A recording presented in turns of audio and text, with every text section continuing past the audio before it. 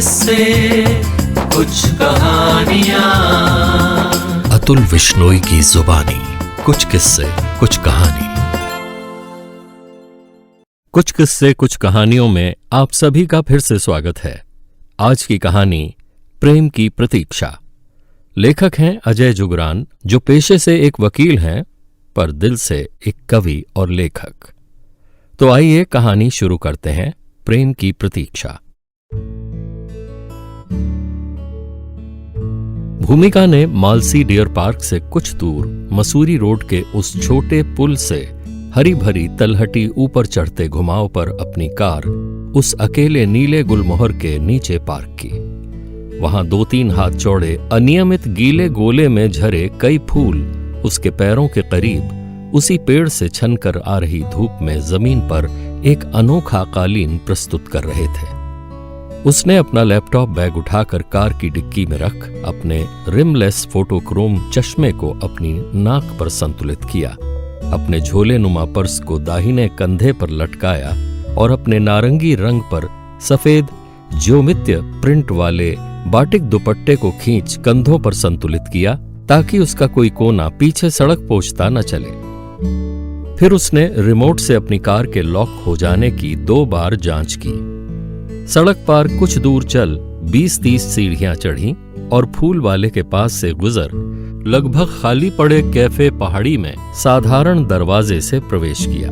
उसने गार्ड का दरवाजा खोलने और बड़ी मुस्कान के साथ अपने स्वागत के लिए उसका सर झुकाकर धन्यवाद किया। मानवीय संपर्क रहित स्वचालित दरवाजे उसे पसंद नहीं थे। उसे जीवन में बिना किसी रोमांस के यंत्रवत होने वाली चीजें बड़ी बोरिंग लगती थीं। बैठने से पहले ही भूमिका ने कैफे के सेल्फ सर्विस काउंटर से एक शुगर फ्री संतरे की जूस की बोतल और एक दालचीनी के फ्लेवर वाला क्रोइसॉन उठाया। वहां उपस्थित हल्की हरी यूनिफॉर्म पहने लड़की ने भुगतान के लिए उसके डेबिट कार्ड को स्वाइप करने में उसकी मदद की और उसकी खरीदारी को एक लकड़ी की प्लेट और कुछ टिश्यू पेपर के साथ एक खुली बेंत की छोटी टोकरी में रख उसे सौंपा। उस टोकरी को उठा वो साफ चमकदार हरे एरिका पाम पौधे के बगल में खंबे के पीछे छिपे अपनी फेवरेट कुर्सी मेज की ओर गई। इस कैफे में ये सबसे निजी कोना अपना मूड अच्छा करने के लिए उसका मी टाइम स्पॉट था। देर दोपहर इस कैफे में बहुत कम भीड़ होती थी। भूमिका ने वो टोकरी और अपना पर्स मेज पर रखा और कुर्सी पर बैठ गई। वहां से कैफे के धारीदार सफेद और हल्के हरे शामियाने से ढके विस्तार पार का दृश्य अच्छा दिखाई दे रहा था। वैसे वो शामियाना उसकी आंखों के स्तर पर सामने बने कांच के विभाजन की दूसरी ओर था, पर उसका ढलान भूमिका के पार देख पाने में सहाय था। उसने संतरे के जूस की बोतल को अपने सुंदर हाथों से उठा, थोड़ा दम लगा के घुमा, एक पॉप की आवाज के साथ खोल एक घूंट पिया और क्रोइसॉन निकाल प्लेट में रख दिया। थोड़ी देर में उसने क्रोइसॉन से आ रही दालचीनी की खुशबू सूंघते हुए उसके एक छोटे से टुकड़े को इतनी सावधानी से धीरे धीरे आधा काट कर खाया कि उसकी लिप ग्लॉस उसके होठों पर अनछुई बरकरार रही। फिर उसने नजर उठा नीचे सड़क की ओर देखा, जिसके किनारे कुछ अमलतास और लाल गुलमोहर के पेड़ थे और जिसके कोने पर ट्रैफिक लाइट संकेत बदल बदल कर उनकी फूल पत्तियों के रंगों की नकल कर रही थी। उससे आगे गोल चक्कर पर एक फव्वारा और उसके इर्द गिर्द ढलान पर कुछ और मौसमी फूल थे। अपनी इस ओट से वो सड़क पर जिंदगी की बेतहाशा दौड़ का हिस्सा बने बिना ये सब देख सकती थी। कम से कम आज तो इस दृश्य ने उसकी निराशा को कुछ कम कर दिया। यहां आने से पहले उसे अपने पर गुस्सा आ रहा था कि कैसे आज ही सुबह उसने अपनी मौसी द्वारा आयोजित एक मैच मेकिंग मीटिंग में अपनी इच्छा के विरुद्ध भाग ले लिया। उस मीटिंग में उसे बड़ी घुटन महसूस हुई और वो वहां से बाहर खुले में भाग जाना चाहती थी, लेकिन मौसी की इज्जत बनाए रखने के लिए उसे 2 घंटे तक उस लड़के और उसकी माँ बाप के चले जाने का इंतजार करना पड़ा। पिछले कुछ घंटों की इन बातों को मन ही मन दोहरा लेने के लगभग 15 मिनट बाद भूमिका ने एक युवा जोड़े को सड़क पार कर कैफे की ओर आते देखा। इतनी दूरी से भी उसने देखा कि लड़की की दाहिनी बांह पर एक जापानी सा दिखने वाला टैटू था और वो थोड़ी कढ़ाई वाली सूती आधी बांह की कुर्ती के साथ धुल धुल कर रंग उड़ी नीली जीन्स पहने हुए थी। उसके साथ घनी लेकिन तीखी कटी दाढ़ी वाले युवक ने अपने बाएं हाथ में एक किताब पकड़ रखी थी। उसने गोल काले शेड्स और एक टी कोजी सी लगती हल्की सुनहरी कशीदाकारी वाली गहरी क्रीम रंग की आरामदायक अफगान टोपी पहन रखी थी। भूमिका ने क्रोइसों का एक और छोटा टुकड़ा बड़ी सावधानी से मुंह में डाला और उसके बाद संतरे के रस का एक नपा तुला घूंट पिया। उस युगल को सीधे न देख पर फिर भी देख लेने की कोशिश में उसने अपनी हल्की भूरी आंखें और उससे आगे की चीजों पर टिका दी। वो दोनों उसके तिरछे सामने लेकिन पारदर्शी शीशे के विभाजन के पीछे शामियाने की नीचे की कुर्सियों पर बैठे। उसने देखा कि उस लड़की की शक्ल उसके मिडिल स्कूल की अध्यापिका रमा मैडम से बहुत मिलती जुलती थी और उसके टैटू में जापानी में लिखा था कहो वा नेते मेट, यानी भाग्य उनके पास आता है जो प्रतीक्षा करते हैं। युवक की पीठ उसकी ओर थी और भले ही उसने अभी भी अपनी टोपी नहीं उतारी थी, पर अब उसके साईं बाबा शैली वाले घुंघराले बाल साफ देखे जा सकते थे। हालांकि वे दोनों उसकी ओर देख भी नहीं रहे थे। उनकी उपस्थिति ने उसे जाने क्यों सचेत सा कर दिया। दूसरी ओर लड़की ने अपना लैपटॉप खोला और कुकीज के साथ दार्जिलिंग चाय का एक केतली का ऑर्डर दिया। थोड़ा और व्यवस्थित हो जाने के बाद उसने भूमिका की ओर देखा और युवक से कुछ कहने के लिए आगे झुकी।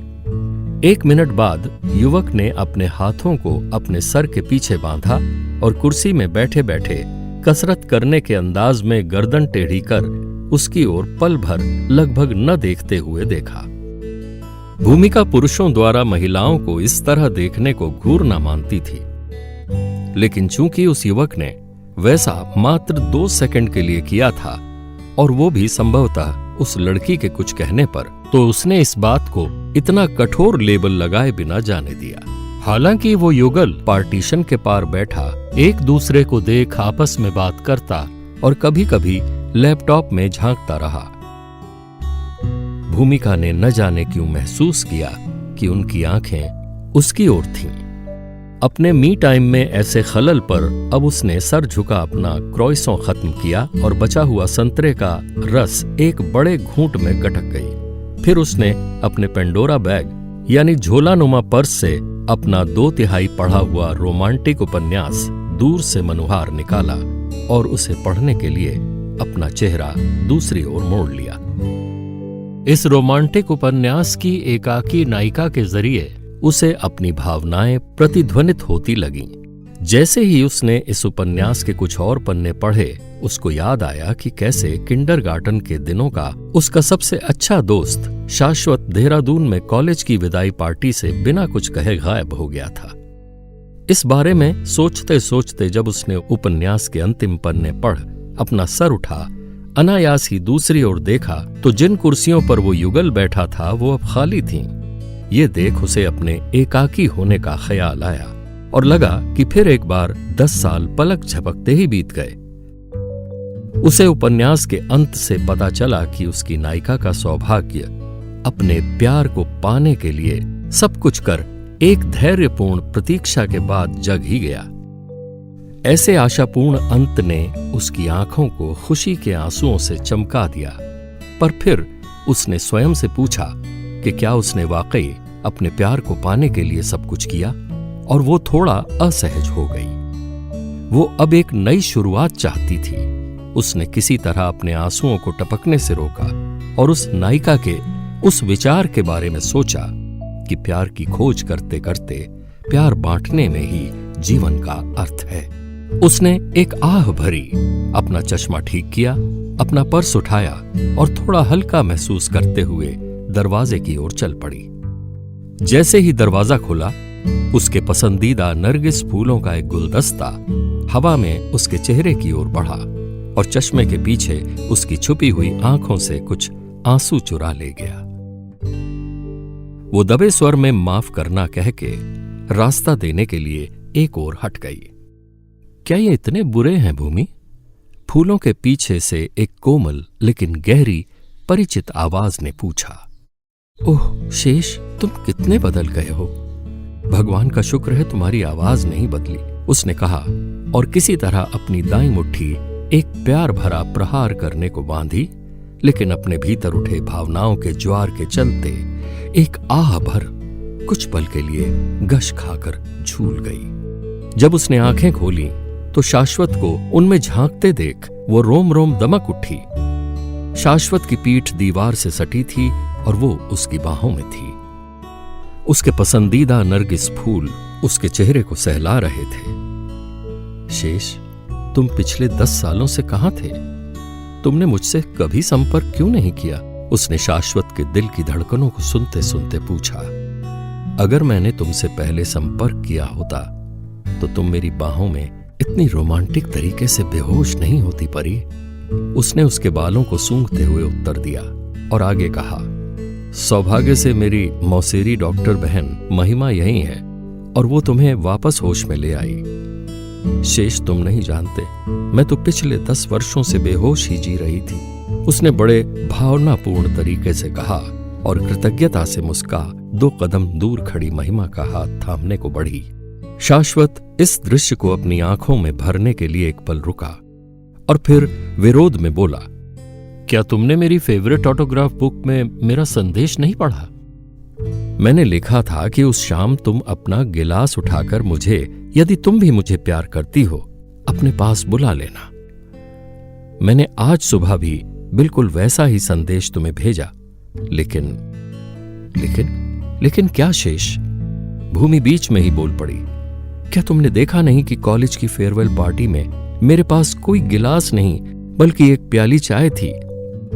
और रही आज सुबह की बात, तो मेरा पुराना फोन तो अब मेरी मां के पास है। उसने शरारत से कहा। हे भगवान, शेष ऊपर देखकर बोला, चिंता मत करो, मां को मैसेज खोलना नहीं आता। लेकिन 10 साल पहले तुम्हारा मैसेज मेरे जुड़वा भाई ने देखा और तब मुझ में हिम्मत नहीं हुई उस पर अमल करने की। वैसे भी वो कौन सा तरीका था तुम्हारा मुझे प्रपोज करने का? तुम तो बस मुझे परेशान करते हो। सारी गलती तुम्हारी है। हाँ, अगर तुमसे प्यार करना गलती है तो सारी गलती मेरी है। लेकिन तुमने तो मेरे प्यार के बदले प्यार देने की जगह मुझे खाना बदोश बावर्ची बना दिया। इसी महीने लौटा हूं कई सालों बाद तुम्हारे लिए। मैं भी लंबे समय तक जापान में रही और जब जब तुम्हें खोजने वापस आई तो तुम देहरादून से गायब थे। और अब देखो, जब तुम यहां हो भी तो तुम्हारी बहन ने ही मुझे पुनर्जीवित किया है, तुमने नहीं। अगर वो यहां ना होती तो न जाने क्या होता। ऐसा कह उसने शेष को चिढ़ाया।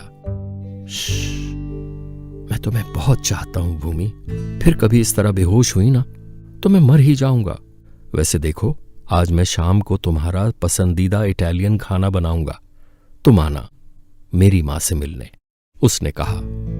क्या ये एक प्रपोजल है मास्टर शेफ?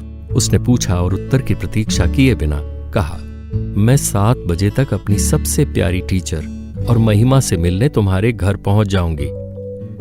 बेहतर होगा कि तुम बहुत अच्छा खाना बनाओ, वरना मैं उनके सामने ही गश खा जाऊंगी। तुम मुझे कोई विकल्प नहीं देती अमोरे मियो, उसने कहा। भूमि ने शेष के पास जा अपना चेहरा ऊपर किया और प्यार भरे आमंत्रण में पूछा, तो क्या तुम्हें मेरा विकल्प चाहिए शेष? शेष ने अपना सर एक निश्चित ना में हिलाया और भूमि के माथे सजी छोटी सी लाल बिंदी पर अपने हल्के लंबे चुंबन से उसे आंख बंद कर और अधिक स्पर्श चाहने पर मजबूर कर दिया। इस बात से अनभिज्ञ वो सोच रहा था कि कैसे वो उसी क्षण हवा से एक हीरे की अंगूठी निकाल ले और वहीं घुटना टिका भूमि को जीवन भर के लिए अपना बना ले।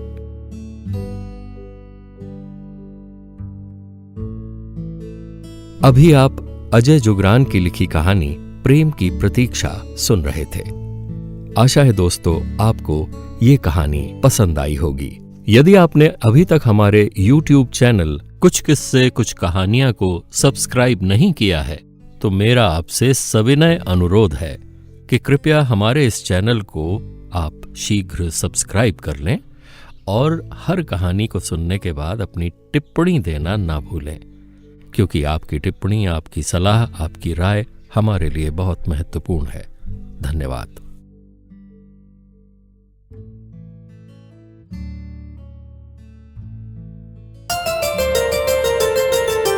कुछ किस्से, कुछ कहानियां। अतुल विश्नोई की जुबानी। कुछ किस्से, कुछ कहानी।